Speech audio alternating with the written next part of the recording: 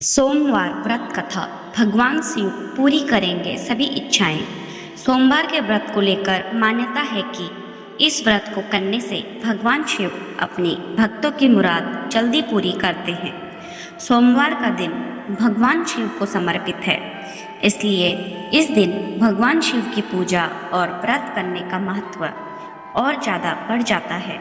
यदि आप सोमवार के व्रत करते हैं तो आपको सोमवार व्रत कथा पढ़ना बेहद जरूरी है, क्योंकि इसके बिना आपका व्रत अधूरा माना जाता है। तो आइए जानते हैं सोमवार व्रत कथा।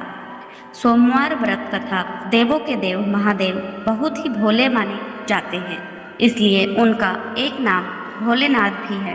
पौराणिक मान्यता अनुसार भगवान शंकर को प्रसन्न करने के लिए किसी भी तरह के खास विशेष पूजन की आवश्यकता नहीं होती, क्योंकि कहा जाता है कि वह तो भोले हैं और भक्त की मन से की गई क्षणिक मात्र की भक्ति से ही वह प्रसन्न हो जाते हैं।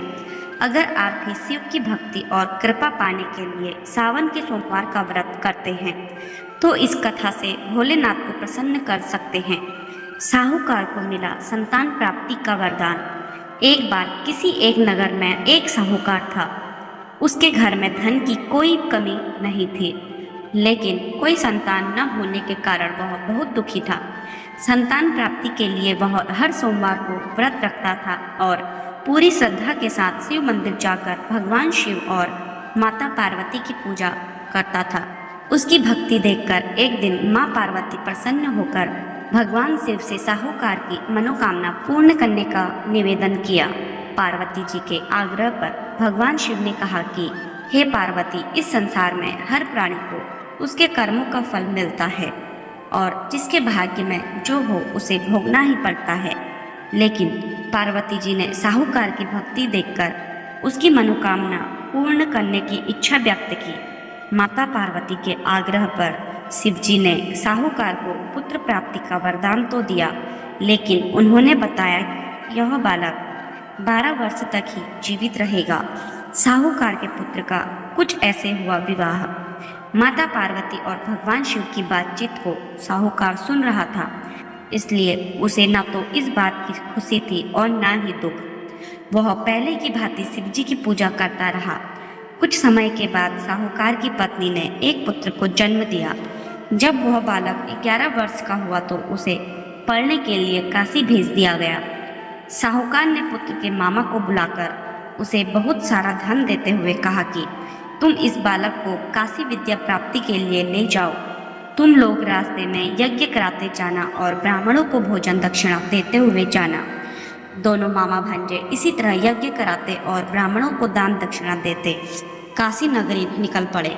इस दौरान रात में एक नगर पड़ा जहाँ नगर के राजा की कन्या का विवाह था, लेकिन जिस राजकुमार से उसका विवाह होने वाला था वह एक आंख से काना था।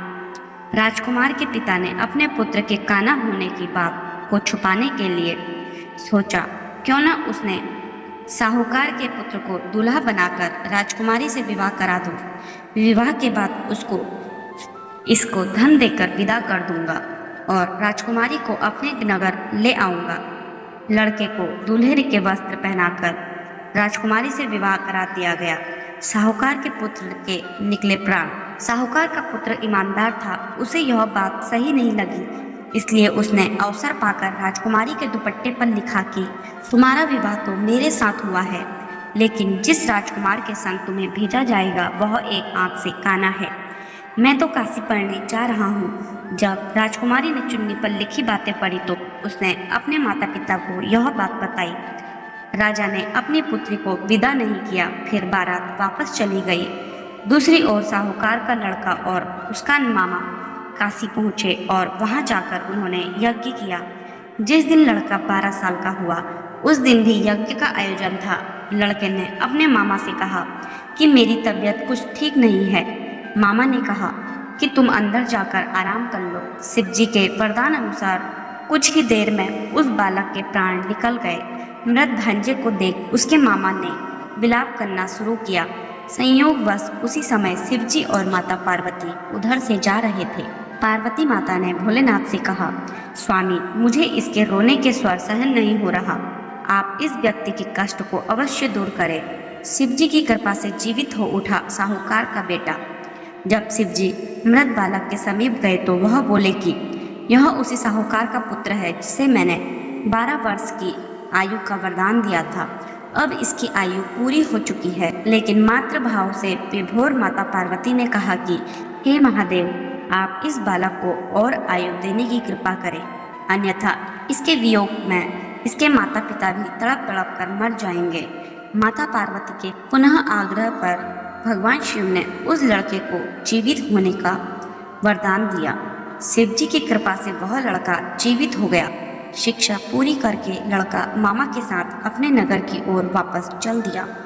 दोनों चलते हुए उसी नगर में पहुंचे जहां उसका विवाह हुआ था। उस नगर में भी उन्होंने यज्ञ का आयोजन किया। उस लड़के के ससुर ने उसे पहचान लिया और महल में ले जाकर उसकी खातिरदारी की और अपनी पुत्री को विदा किया। सबकी मनोकामनाएं होती है पूर्ण। इधर साहूकार और उसकी पत्नी भूखे प्यासे रहकर बेटे की प्रतीक्षा कर रहे थे। उन्होंने प्रण कर रखा था कि यदि उन्हें अपने बेटे के मृत्यु को समाचार मिला तो वह भी प्राण त्याग देंगे, परंतु अपने बेटे के जीवित होने का समाचार पाकर वह बेहद प्रसन्न हुए। उसी रात भगवान शिव ने साहूकार के स्वप्न में आकर कहा, हे श्रेष्ठी, मैंने तेरे सोमवार के व्रत करने और व्रत कथा सुनने से प्रसन्न होकर तेरे पुत्र को लंबी आयु प्रदान की है। इसी प्रकार जो कोई सोमवार व्रत करता है या कथा सुनता और पढ़ता है, उसके सभी दुख दूर होते हैं और सभी मनोकामनाएं पूर्ण होती है। तो यह थी सोमवार व्रत कथा। ऐसे ही व्रत त्योहार व अन्य धार्मिक जानकारियों के लिए जुड़े रहिए डिवाइन लव से। डिवाइन लव चैनल को लाइक, शेयर, सब्सक्राइब करना ना भूलें। धन्यवाद। हर हर महादेव।